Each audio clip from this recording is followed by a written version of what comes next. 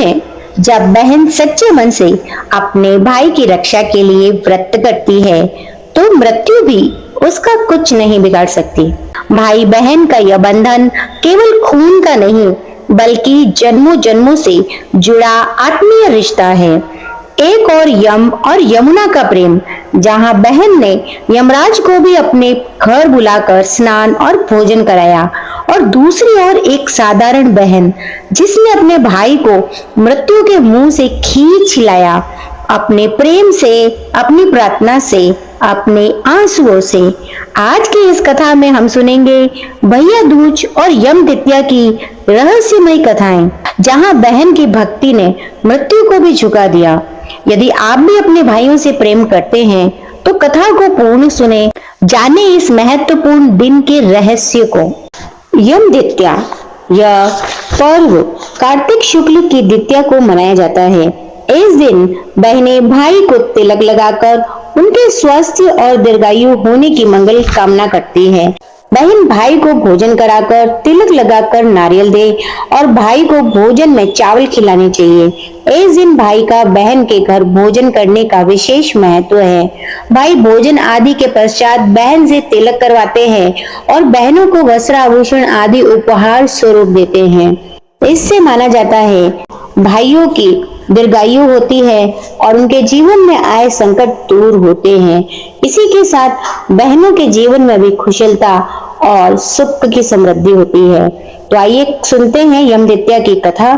इसमें प्राय दो कथाएं हैं, एक पौराणिक और एक आधुनिक। सबसे पहले हम पौराणिक कथा सुनेंगे जो कि शास्त्रों में वर्णित है। भगवान सूर्य नारायण की पत्नी का नाम छाया था। उसकी कोख से यमराज तथा यमुना का जन्म हुआ था। यमुना यमराज से बड़ा स्नेह करती थी।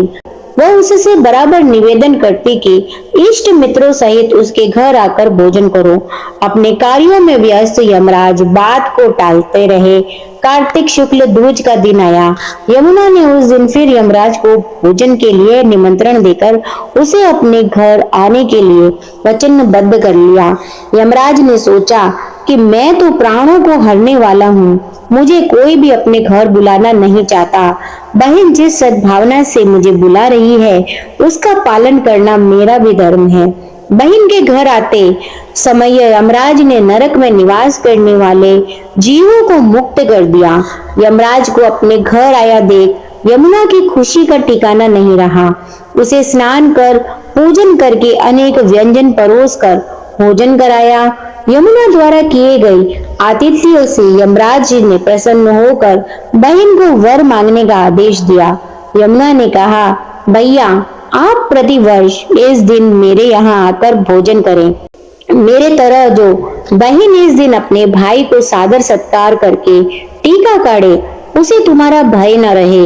यमराज ने तथास्तु कहकर यमुना को अमूल्य वस्त्र आभूषण देकर यमलोक की राह ली। इसी दिन से इस पर्व की परंपरा बनी। ऐसी मान्यता है कि जो भाई आज के दिन यमुना में स्नान करके पूरी श्रद्धा से बहनों के आतिथ्य को स्वीकार करते हैं, उन्हें यमराज का भय नहीं रहता। इसीलिए भैया दूज को यमराज तथा यमुना जी का पूजन किया जाता है। तो बोलिए यमुना माता की जय। अब हम सुनेंगे भाई दूज की दूसरी कथा। एक जाट था, एक भाट था। जाट की बहन थी, भाट की बहन नहीं थी। भैया दूज का दिन था। जाट ने कहा, आज भैया दूज है, मैं अपनी बहन के जा रहा हूँ। भाट बोला, मेरे तो बहन नहीं है, मैं भी चलता हूँ। मैं किसी को मुंह बोली बहन बना लूंगा। वे दोनों चल दिए। आगे चलकर जाट अपनी बहन के रुक गया और भाट ने देखा कि कुएं पर दो बनहारियां पानी भर रही है, आपस में बातें कर रही है कि आज भैया दूज है, आज हमारा भाई आएगा, जल्दी जल्दी चलते हैं। दूसरी बोलती है, मेरा तो कोई भाई नहीं है, मैं किसके टीका करूंगी। भाट वहां से बातें सुन रहा था। पनहारी पानी लेकर अपने घर चल दी। पीछे पीछे भाट भी चल दिया। वह घर जाकर मटका रखकर चरखा काटने बैठ गई। वहीं जाकर भाट ने कहा, जीजी राम राम। वह जो खड़ी हुई तो चरखे का तार टूट गया, वो जुड़ा नहीं। वह भाई से कैसे मिले। वह भगवान से प्रार्थना करने लगी कि तार जुड़ जाए तो मैं भाई से मिलूं। तार जुड़ गया, वो भाई से मिल ली। पड़ोसन से पूछने गई कि प्यारा पाहुणा आए तो चावल कैसे बनाएं। पड़ोसन ने कहा कि तेल में चौंका दो, घी में चावल चढ़ा दो, न चौका सूखे न चावल गले। भैया भूखा बैठा रहा। भाट मन में सोचता है कि मुंह बोली बहन है, सगी बहन होती तो अभी तक खाना खिला देती।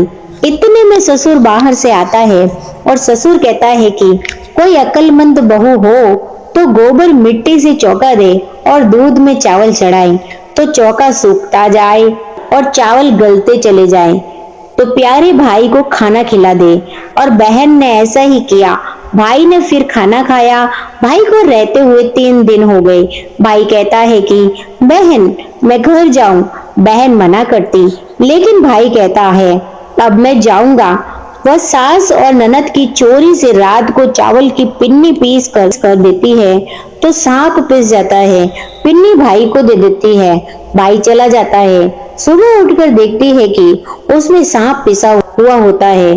सांप को पिसा हुआ देखकर बहन भाई के पीछे पीछे जाती है। नदी किनारे भाई मेड़ा मारे पड़ा होता है। बहन तो वहीं बैठ जाती है। 12 साल तक बहन भाई का सिर अपने घुटने पे लिए बैठी रहती है। तब कीकर बोलती है, काटे काट कटीली काटे, लगा फूल फूल तोड़ माथे लगा, सोता वीर जगाती। और बहन कहती है कि एक बार और बोल। फिर वह बोलती है। बहन फिर कहती है कि बहन एक बार और बोल। तो कीकर तीसरी बार बोलती है। तब बहन फूल तोड़कर भाई के माथे से लगाती है तो भाई खड़ा हो जाता है और कहता है बहन मैं तो बहुत सोया। बहन कहती है तुझे तो 12 साल हो गए सोए हुए। भाई बहन से कहता है अब तुम अपने घर जाओ। भाई मैं घर कैसे जाऊं, मुझे तो 12 साल हो गए। सेज भरतार छोड़ा, पूत पालने छोड़ा, दूधा उठता छोड़ा और घर के बाहर से तेरे पीछे चली आई। अब तो भाई मैं तेरे साथ चलूंगी। वहां से दोनों भाई बहन चल देते हैं। रास्ते में बहन को प्यास लगती है। भाई से कहती है मुझे प्यास लगी है। भाई बोला यहाँ पर कहीं पानी नहीं है, आगे चलते हैं। तो बड़े किवाड़ बना रहे थे। भाई कहता है बहन वहीं से पानी पी आओ। तो वहां बड़े किवाड़ जड़ रहे थे। तो बहन पूछती है कि यह किवाड़ किसके लिए जड़ रहे हो। बड़े कहता है तुम अपना काम करो, नहीं तो मैं तो पूछ कर जाऊंगी। बड़े कहता है एक बुढ़िया है, जब वो मरेगी तब उसकी छाती पर ये किवाड़ जड़ेंगे। वह पूछती है कि इसका उपाय क्या है। वो बोला कि उसके 7 बेटे थे, 6 मर गए, 7वें की बारी है। कोई बुआ हो या बहन हो तो सारे काम अशुभ करे तो भाई जिंदा रहेगा। बहन कहती है कि फिर इसका उपाय बताओ, क्योंकि उसका मुंह बोला भाई उस बुढ़िया का 7वां बेटा है। बड़े बताता है कि जिस वक्त लड़के की सगाई आए तो लोटे से कर लो, बान होवे तो भी लोटे से कर ले। जिस वक्त मोड़ बांधे तो उसकी जगह फूस का फूला बांधे। दरवाजे से बारात नहीं निकाले, दीवार तोड़कर पीछे से निकाले। मर्दाना भेष धरकर बहन बारात के साथ जाए तो नेक करवा ले, एक पाली ले ले। जिस वक्त भाई फेरों में बैठे तो नाग आएगा, तब उस नाग को हंडिया में कर ले। फिर नागिन आएगी तो उससे वचन भरवा ले। तो 1 वचन 2 वचन 3रा वचन नरक कुंड में पड़े। तब नागिन से कहे कि मेरे 7 भाई और 7 भाभियों को छोड़े। तो वह कहेगी पापिन हत्यारिन, तूने बहुत ठगा, जा बख्शा। तेरे 7 भाई और 7 भाभियों को छोड़ दिया।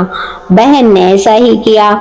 तब 7 घोड़े 7 डोले आए तो बहन सबको लेकर बारात के साथ वापस आती है।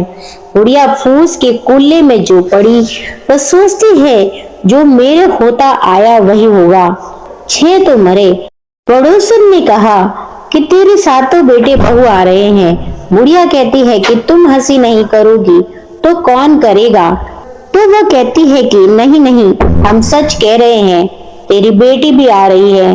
बुढ़िया बोली अगर सब आ रहे हैं तो बेटे की पगड़ी, बहू की चुनरी, मेरे आंखों के जाले और कानों के ताले खुल जाएं। तब वैसा ही हो गया। माँ बेटी को आशीर्वाद देती है कि तेरा भाग, बेटी माँ से कहती है कि तेरा भाग, और फिर वह बुढ़िया को सारी कहानी सुनाती है तो सब खुश हो जाते हैं। बहन को भाई और माँ बेटी को बहुत धन देकर विदा करते हैं। जैसे उसको भाई मिला वैसे सबको मिले, खोटी की खरी अधूरी की पूरी जाने। कहते सुनते हुंकार भरते सबका भला करें। और इस तरह जैसे साधारण बहन ने अपने भाई को मृत्यु से लौटाया, वैसे ही उसे यमुना जी ने यमराज को अपने घर बुलाकर भाई बहन के प्रेम का पावन पर्व स्थापित किया। तभी से कहा गया, जो बहन भैया दूज के दिन अपने भाई को तिलक करती है उसका भाई सदा सुखी, निरोगी और दीर्घायु रहता है। भाई की कलाई पर बंधा हुआ तिलक सिर्फ चावल और कुमकुम नहीं होता, वह होता है प्रेम, रक्षा और आशीर्वाद का प्रतीक। आओ इस भैया दूज और यम द्वितीया पर हम भी अपने रिश्तों में वही सच्चाई, वही श्रद्धा और वही पवित्रता जगाएं। वीडियो अच्छा लगा हो तो इसे अपने परिवारजनों, मित्रों और बहन भाइयों के साथ शेयर अवश्य करें, ताकि वो भी इस दिन के महत्वपूर्ण रहस्य को जान पाए और आशीर्वाद ले पाए। जय यमुना मैया, जय हो भाई बहन के पवित्र बंधन की शक्ति।